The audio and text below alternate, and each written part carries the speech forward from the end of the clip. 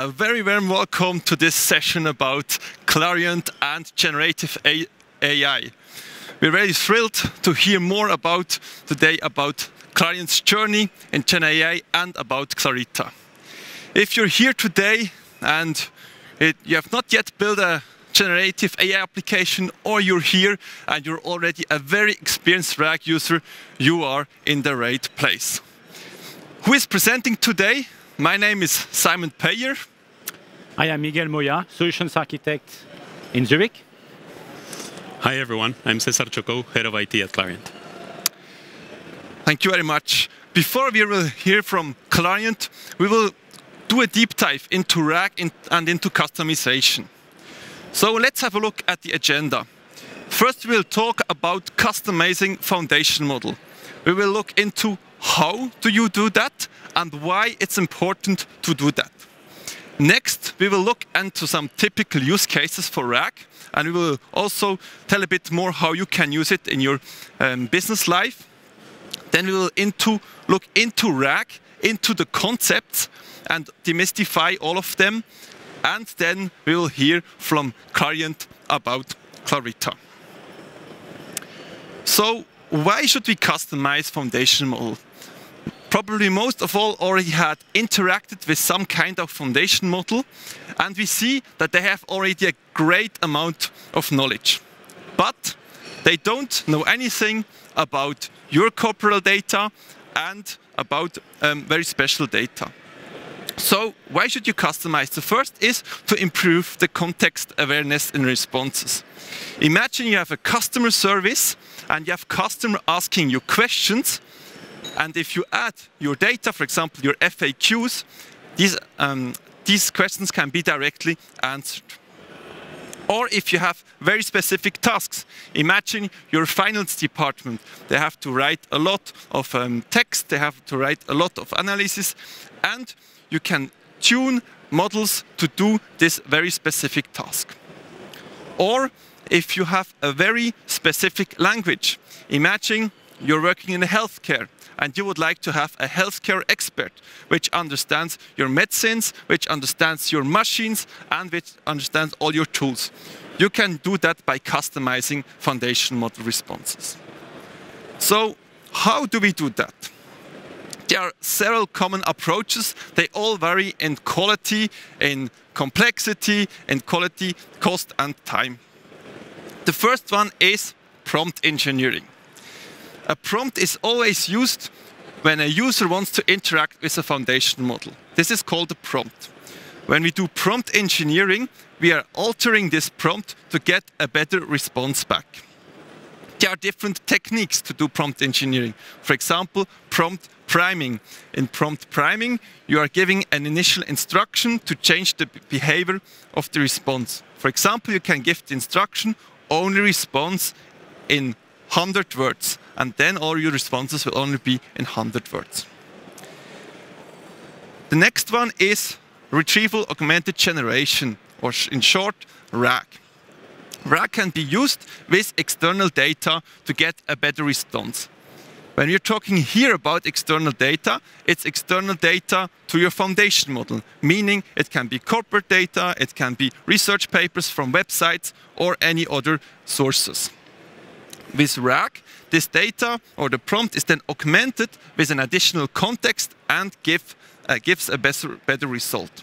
The good thing here is that you can use RAG without to change the foundation model or without changing the weights of it. So it's a very good way of starting to use your data and use GenAI on it. The third one is fine-tuning. Here you have a big amount of data on a specific task, and you can fine-tune a model to become an expert in a certain domain. And the good thing here is that you are not changing the underlying foundation model. It still has the general capabilities, but it is an expert. And then lastly, the most costly option is to actually train a foundation model from scratch. For example, like AWS did it, or also like Anthropic is doing it. This obviously takes a lot of time, but you can choose which sources to use. Today we will be focusing on RAG. So what is retrieval augmented generation? What is RAG? As the name already suggests, there are 3 steps. So retrieval, augmented, and generation. When a user prompts, in the retrieval step, this prompt is taken, and then there's searched for good documents which support this prompt to give a good context. So this is the retrieval part. The second part, augmentation part, is that this prompt is then augmented with an additional context, and in the generation step at the end, a response will be generated from a foundation model. And we will see this on later in action. What are some common use cases, you may ask? How can you use it? So the first one is to improve quality. As we already discussed, foundation models, they don't know anything about your business, they don't know anything about your data, but you can improve the content quality by adding your data, and you can reduce hallucinations. You can also use it to have contextual chatbots. For example, when you have internal a chatbot and you would like to integrate it with real-time data, this is possible. You can even integrate it with web search, even giving more capabilities. The third one is personalized search. Each person in the company has different access rights, has a different need. And with a personalized search, the search can be adapted on the persona and on their specific history. And the fourth example here is real-time data summarization. Here you can summarize data from all your data in real time. So in all these types of retrieval augmented generation, we have to somehow retrieve the data, right? And we have to be sure that we get the right data, because that's what it's all about, right? So you may be asking, how can we retrieve data? So there are 3 types of retrieval. The first one is rule-based. Let's say we want to search things for New York. And in a rule-based approach, we would just do a keyword search. We would search for New York, and then we would get matches which contains the word New York in it. Structured data, when we do retrieval with structured data, this means that we do, for example, a SQL query, and this data is very structured, and again, we just get, for example, here the city names where it contains New York. And then the third type, that's the semantic search. Here we're getting results which are similar to New York. So for example, subway, Statue of Liberty, or tall buildings. And the semantic search is actually what we would like to use in RAG, because it allows us to give this great context. And now we'll hand over to Miguel, and he will explain further how semantic search works. And we saw that semantic search is very important to power your application, because basically that will understand the similarity between different terms and words, and then will power the similarity search. And to explain how it works under the hood, we're going to look a bit at how vectors are created here to modelize human languages. On this slide here, we are showing 2 sets of information related to cat and dogs, and they live in a different space of this plan. So vectors, the feline, cat, kitten, puppy, dog, canine. So vectors are a numerical representation of your data. It can be any data. It can be a video, an audio, or as well your documents. And it is important to have this numerical representation so that computers can understand and can materialize somehow and code the human languages. And these vectors, they live in a high dimension vector space, meaning they have different coordinates. I don't want to bore people with maths today, just to take this as an analogy and for you to understand. And we see here on this diagram, for example, how feline, cat, kitten live in the same place where puppy, dog, and canine live in another place. So we measure the distance between the different vectors to understand then the similarity between the different terms. And as we introduce now young, another term, another word, we see how now kitten and puppy are closer to young. So this is now to explain with a visual here how this similarity search works under the hood with computers. But let's go one step further and understand the mechanism used to create these vectors. To create these vectors, we are using embedding models. Embedding models are special kind of models trained on the human languages, and they are capable to translate human text into vectors. And here in this example, we are taking two pairs of words, New York and Paris, which are two cities. And then we have a semantic closeness, and animal and horse that relate more to animal words. And we see now here, New York and Paris, they translate into coordinates. And if we place this coordinate on that space now, on the three-dimensional space, but please keep in mind that we have more than three dimensions to code these vectors. We have n dimensions, as we want to code a lot of data for each word.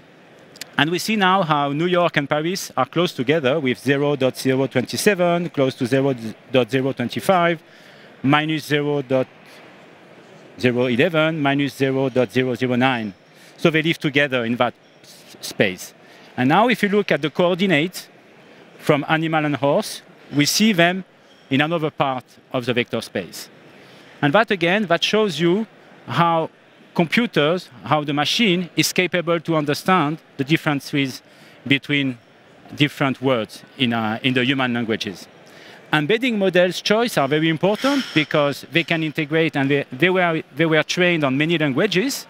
For example, Cohere embedding or Amazon text embedding have been trained on plus 25 languages. So it means then that in this vector space, you will have as well the translation for cat in French, in English, in German, and so forth, in Chinese. So depending on the application you want to power, it is quite important as well to make the good choice of the embedding model. So we saw embeddings model power.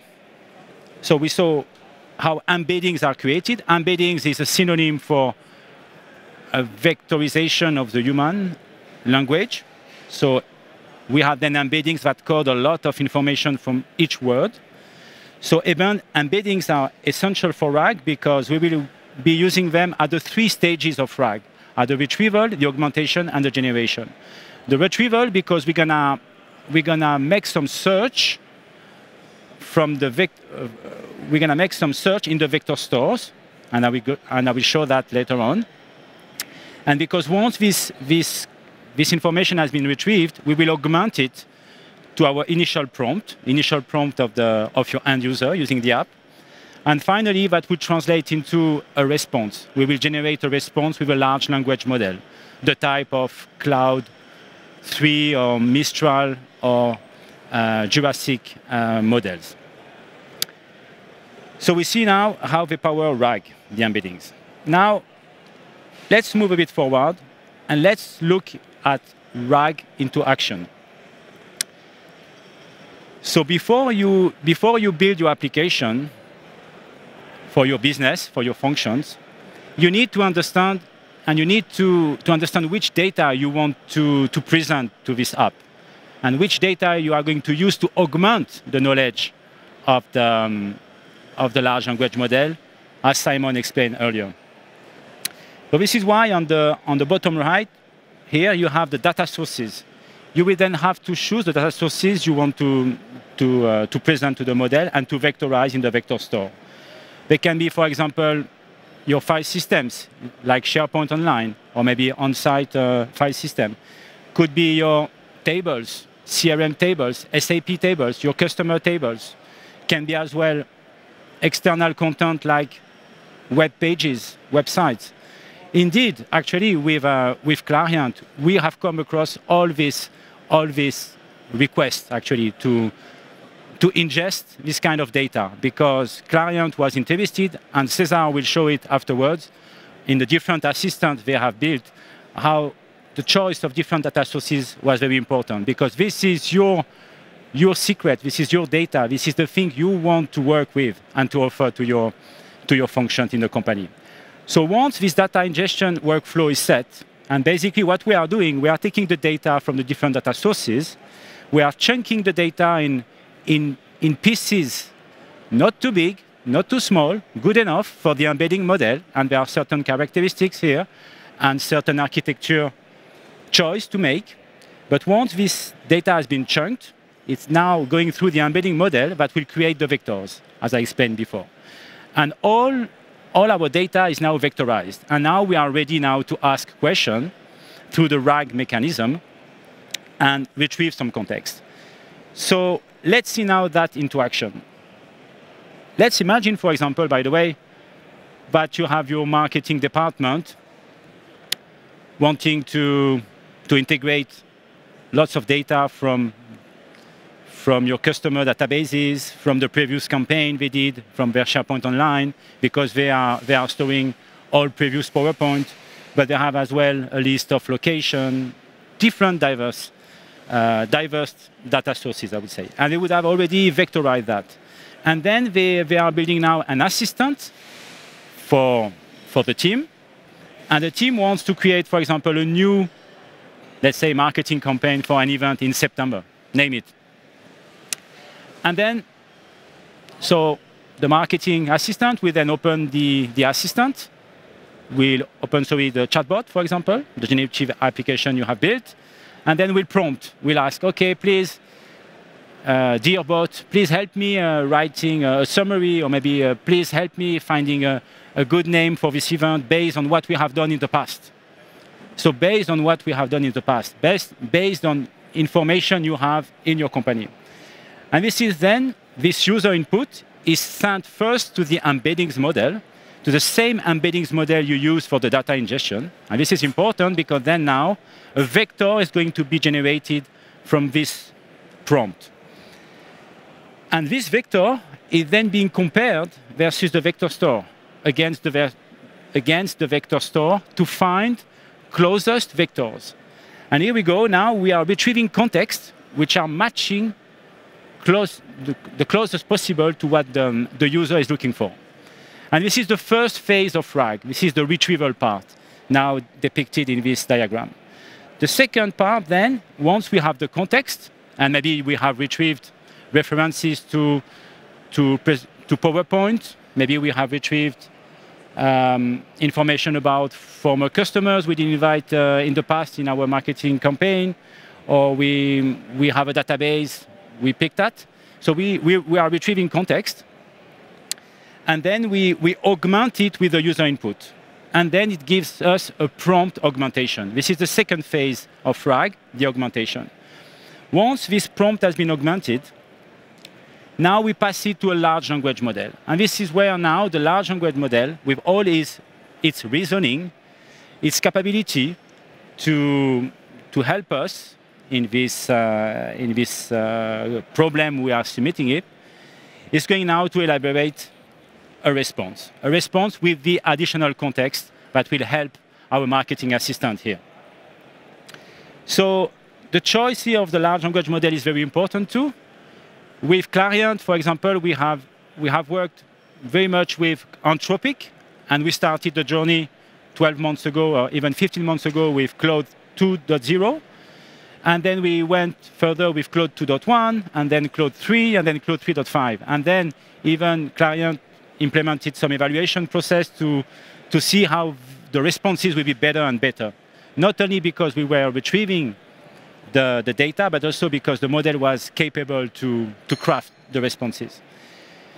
So in RAG, the embeddings model needs to be the same. This is what we said before. The large language model plays as well a very important piece. We see now RAG framework comes with different bricks. With Clariant, we have implemented all these bricks, and we have as well implemented other frameworks, like I was talking about this evaluation framework that is capable then to analyze the responses and to improve our bots, our assistants over time. But for you, who are maybe starting your journey, building the app for your companies, or maybe if you are already having apps and you want to improve them, you may face different challenges, or depending on the competencies you have internally, depending on the choice you need to make, and your velocity to experiment things. There might be different challenges about the kind of connectors you need. Do these connectors exist out there? Do you need to build them? What kind of data sources do you have? What kind of volume of data you have to handle? What is the chunking strategy you should take? All these questions are architecture questions we can help you with. Very happy to do that.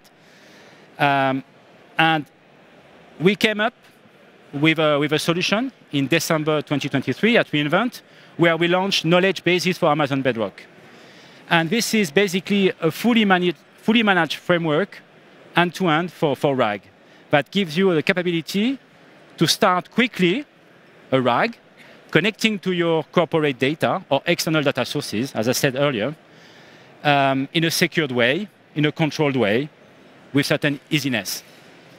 And it gives you a choice of the embedding model you will use, the vector store you will use if you want to use OpenSearch serverless, which is one of our service for Amazon OpenSearch serverless for the vector store. If you want to use Pinecone, if you want to use any other large language model like Claude, like Mistral. If you want, sorry, Mistral is not yet on knowledge base. And if you want to use another chunking strategy, so everything comes inside this toolbox. And what is also important to understand is that you can use this framework end-to-end, or you can as well adapt and use some pieces and integrate that into your current RAG architecture if you have already built it. And yeah, now I'm very happy to hand over the presentation to César to tell us more about the journey of Clarita and Clariant. And thank you very much for being here today. Thanks, Miguel.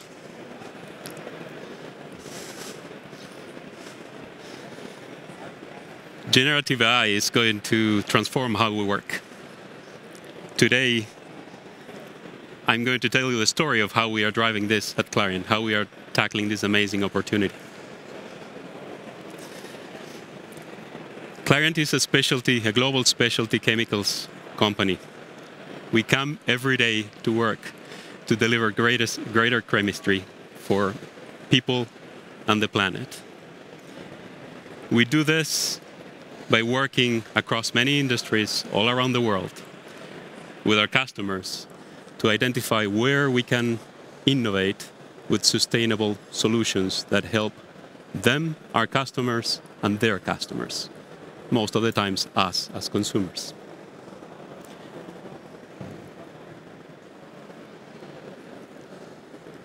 Generative AI is already helping us achieve that. Clarita is helping us achieve that. I introduce you to Clarita, our most loyal colleague in Clariant nowadays. Clarita is our generative AI platform, right? For most of us, when we want to speak about architecture or what we are doing with the technology, she is our generative AI platform.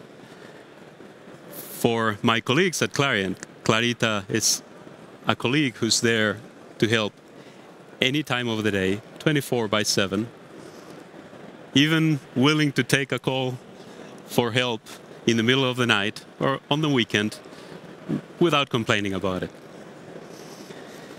40% of Clariant employees have already used Clarita.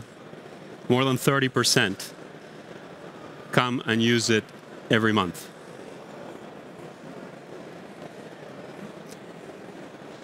Let me show you what's behind Clarita. We have prepared her to help people, to help Clariant employees in two ways. There's everyday tasks that she can accomplish. She can connect to our data. She can connect to my SharePoint data, to my OneDrive data. She can find it really fast. She can go through the 400 terabytes of data that we have, find the information that I'm eager to find and synthesize it and present it to me to answer my questions. She can also take my documents and summarize them for me. She can translate them into any language. And that's all simply by asking her to do it with my language, whether that's English or Spanish from time to time. We also prepared her to tackle more complex business needs. That's the specialized side, the business solutions that we built on Clarita. There, we develop solutions that are able to tackle specific needs in every part of the organization. With R&D, we are accelerating our process of innovation by connecting the data that our scientists need in seconds rather than hours or days. In sales, we are helping our sales force do what they love, which is focus on their customers. Whenever they have to, they are going to meet a customer, now they have the ability to ask Clarita for help, to get an instant snapshot, almost instant, in about 30 to 40 seconds of what's going on with the sales orders of this customer. How are we doing with the deliveries? What's the information that we can collect from latest interactions? What do we know from the web about what this customer is focusing on? All of this information, which in the past could have taken hours or days to collect, now are at the fingertips of our sales organization within less than a minute, so that they can focus on how they can actually help customers drive things forward. We are working in production with use cases to reduce energy utilization. We are working in customer service. We are working with HR, looking at how Clarita can help us answer questions of employees and managers much faster. Clarita is already helping us with everyday tasks and with more specialized solutions that are required also every day across the entire organization.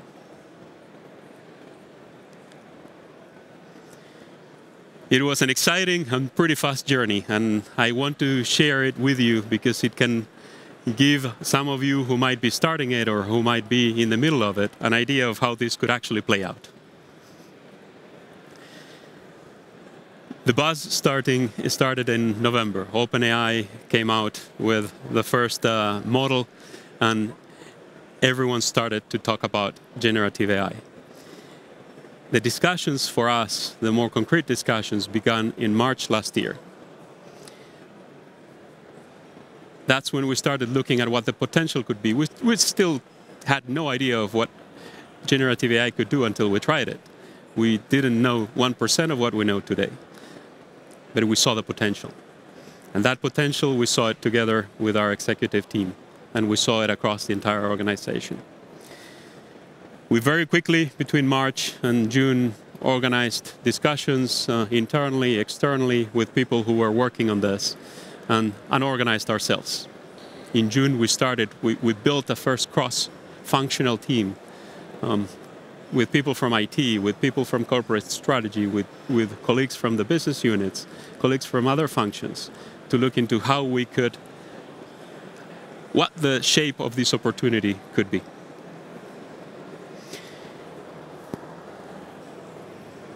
Between June and August, our IT development team worked on creating the code for version 1. We wanted to be very fast with this first version because we wanted to be available for every employee in a secure manner. We were seeing how many people were going to public cloud-based GenAI tools, and the risk of them actually going and asking a question with Clariant proprietary data was too high. There is no way you can stop everybody from going and using this unless you give them something that works better. And that's what we focused head on. We focused on providing something that would work better as fast as we could, so that they wouldn't have to go and find their own options on the web. To do this, we needed to quickly ramp up our knowledge. We needed to quickly figure out how we could get external knowledge to help us. And working with AWS was absolutely fundamental for us to achieve it. We were able to work side by side, accelerating a learning process where the skills were already in the AWS team, learning together at times when we were pushing ahead of the technology that was available at the time to make it happen. This first assistant we released to everybody. We told all our employees, look, this is a safe option. Go and use it. We'll keep working to make it better. If you want to try other things, go and try, but never with Clariant information. And that's also the point when we started to communicate a lot, because we saw that getting the safety message, getting the message of how to use generative AI, where it works, where it doesn't work, was going to require a lot of communication across the workforce. In parallel, besides making the general assistant available, we also worked in parallel to explore use cases on the business side with business processes that could help us achieve different type of potential. Our shared services organization worked on customer service use cases. We worked on R&D, we worked on sales, and we started to explore where does this technology work and where can we create value with it for our employees and for our customers. Those first proof of concepts and solutions actually shaped the way, together with the assistant, to create Clarita. It was actually a few months after the first go live that Clarita gained a face, a name, and together with that, Clarita helped us bring technology to people without the fear, without raising their fears of technology. It allowed us to communicate, look, Clarita is a colleague who's here to help you and who will be evolving her skills to help you over time. We continue to work on the business solutions. From the R&D proof of concept, we developed the Clarita research solution that went live in July. From the first sales pilots, we went live with the first scaled out sales solution in July. And our colleagues love them. They love them both.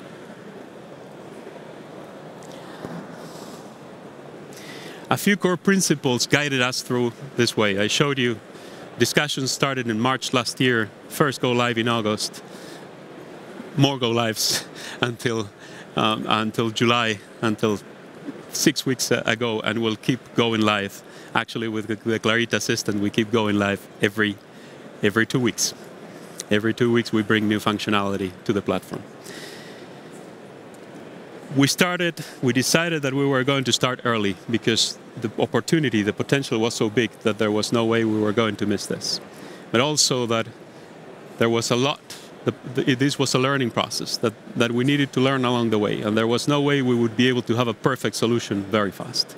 So we clearly, from the outset, started knowing that we would go as fast as we could, starting small, thinking big. Providing a safe environment was key for us. First of all, for people not to go to solutions where our data might be compromised. Also, from a privacy perspective, we have designed Clarita to ensure that there's full privacy in the solution so that nobody can trace and track anybody across the platform. What people ask on their names is totally disconnected and the information is not stored. We built one team across the organization. From the beginning, we wanted to prevent multiple silos and islands popping up with generative AI being tested in different ways, because this would have led to loss of synergies. We would not learn together from the experiences of each other. And in the end, we would end up with the typical thing that happens in IT when many people start building things in an excited fashion. 3 to 5 years later, we have a big project to actually clean it up. The one thing that drove us from the beginning, because we saw that it was going to be required, was the question of how do we help people understand it and use it. And I'll speak more about this in the next slides. This session is about RAG, so let me tell you how what Simon and Miguel presented earlier connects to Clarita. We use RAG in the solutions, we use RAG in the general everyday version of Clarita. Think about RAG this way. Imagine that you have collected documents. You have created know-how for decades. It's not that easy if you have 400 terabytes of that knowledge sitting somewhere to go and use it any given day. Now imagine that you can actually start doing you're a scientist, you start doing your R&D research. You have to start from actually collecting information about what have other people done before. How much of this is already done? How much of this is already patented? It takes a lot of time in the beginning to actually connect all of these dots. Imagine that you can actually ask Clarita and start getting answers in 30 seconds. The first page of the dissertation that you see on the screen is a 1999 document that was buried in our arsenal of know-how. I don't think that anyone in the organization today knew about it. Clarita has found even Clariant R&D research that was written with a typewriter in the 80s, which is still relevant for chemistry today. Most probably our scientists would have not gone to the dusty archive vaults where these documents are stored. It's impossible. This is now available within seconds for them.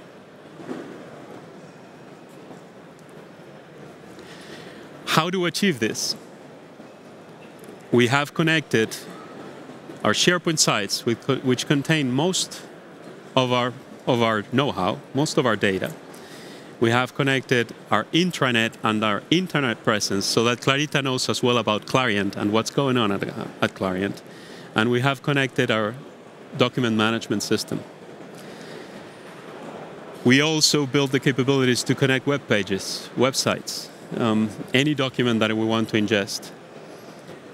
We develop the skills to chunk all of that content and develop chunking strategies so that ultimately this is vectorized and it comes with the highest quality levels that we can get from the content for the answers that we are searching for.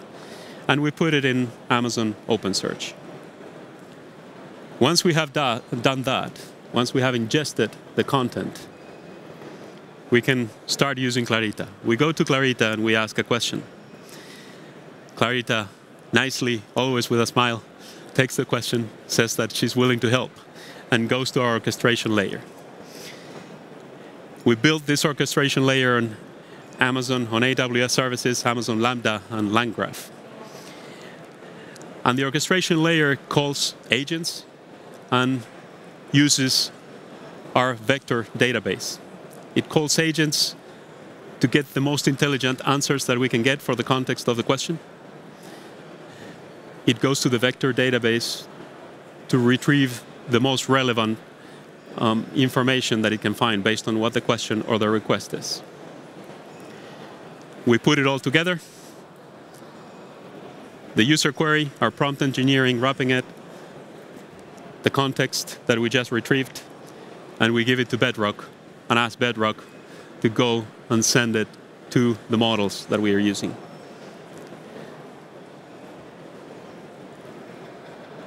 That simple. It takes a few months to get it right, but it's that simple. A few key learnings along the way that I think are important, especially if you're starting or you're in the beginning of this. There's a number of things that have worked really well for us. The executive involvement is one of them. Those of you who were in the keynote today saw Chris Hansen present. He's in our executive committee, and he saw the potential of generative AI from day one. And he was an amazing bridge to help us convey this message to the rest of our executive team, to the Clariant board, which gave us a speed that is not imaginable unless you have this type of support from the top. Across domain team really made the difference. I said before that it was the key to create one platform and not 15 out there. It was really important as well because we could actually, by having people from all across the organization, from R&D, from sales, from production, we actually get in real time the insights of all of them, and we discuss where the opportunities are and where we should go next. Thinking broad is really important because we believe, together with the rest of the Clariant team, that we are going to transform how we do business with this. You should believe that you will transform how you're going to do business with this. But you cannot transform the entire business in 6 months, or 12 months, or perhaps not even 2 years. You have to envision what's possible, but then if you want to achieve it, you need to start as soon as you can. You need to start fast, you need to start learning, and you need to make the right strategic choices to deliver value early on so that the rest of the people around you believe in it. Bringing people with you is the most important thing that you can think about as part of your program. In the beginning, you will face skepticism, fear, misunderstanding, more misunderstanding and a bit more misunderstanding until everyone really understands how this works. How does it work? What about hallucination? What if the answer is wrong? Lots of questions, and they are all right, because this doesn't work perfectly. And there's only one way to tackle this. It's to communicate openly and give people a chance to try it out and find for themselves. We established frequent training and communication. It sounds like a big thing, but it's actually pretty simple. Ideally, every 2 weeks, that's our plan. We go out and for half an hour, we talk about what we've seen. We talk about what we have done. We bring people who have found new ways to use Clarita to share with their colleagues and get them excited about it. It's that simple.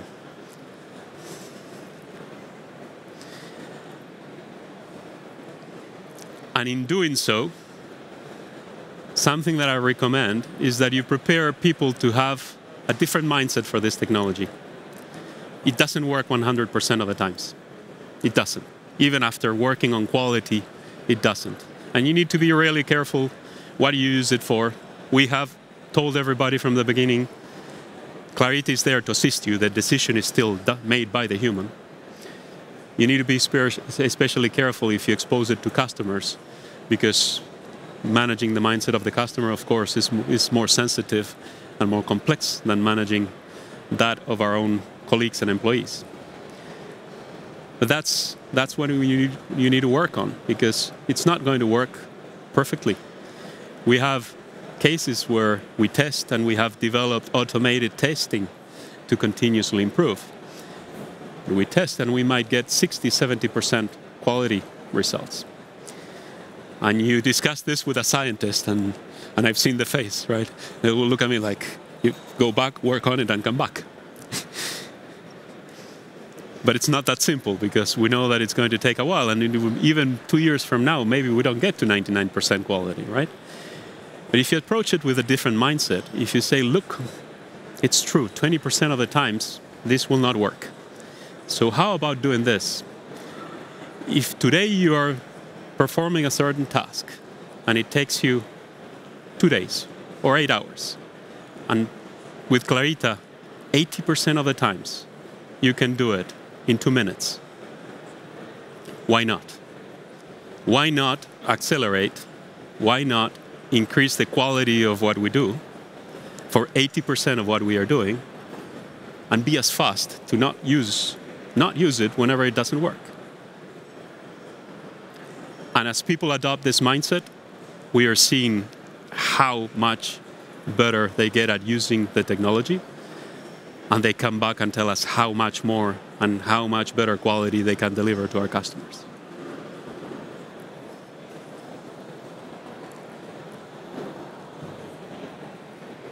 Generative AI is already transforming how we work. It's an opportunity to rethink how we work, because it's not just about putting a technology on top of how things work now. You have to rethink how you work to make the most out of it. But you also need to start by learning how this works before you can do that. It will massively accelerate our access to data. It will massively accelerate how much of our own know-how we can use and how fast. And it will make all of this a lot easier because you will not need to know how to code. You will just ask your questions in Spanish, in Mandarin, in English, in whatever language you prefer. And you will get the results that you want. Perhaps 80% of the times. Thank you very much. I give it back to Miguel. Thank you, Cesar. Thank you very much. So, just a few minutes, because thank you very much, Cesar, for sharing with us the experience. And we are very proud at AWS to have participating to the transformation and continuing this transformation with Clariant. As a recap of today, we saw the importance of customizing your foundation model responses. And RAG is a very good tool to do that. Think about knowledge bases. If you are starting your project or if you already have a project started, it will very much accelerate your application building.